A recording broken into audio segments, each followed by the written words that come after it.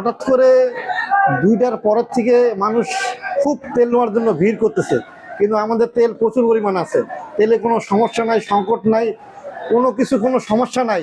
কিন্তু কেন যে পাবলিক হঠাৎ করে এত যে আসতেছে, এটা আমরা নিজেরাই বুঝতে পারতেছি না। কেন এত হঠাৎ করে পাবলিক আসা তেল নিচ্ছে?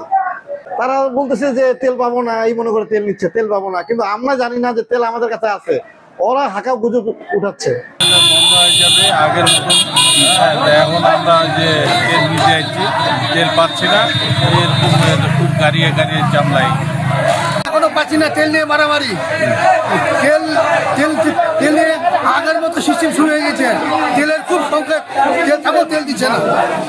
1 ঘন্টা ধরে আমরা অপেক্ষা করতেছি তেলের জন্য, কিন্তু তেলের লাইনটা ক্লিয়ার নাই। কেউ জার্কিন নিয়ে আসতেছে, কেউ মোটরসাইকেলে তেল নিচ্ছে, এই জন্য তেলটা নিতে পারতেছি না। আসলে এটা সিন্ডিকেট না মানুষের কোনো ধাপ্পাবাজি না কি, এটা বুঝতে পারতেছি না। সবাই বলছে তেল নাই, এই জন্য আমিও তেল নিতে আসছি।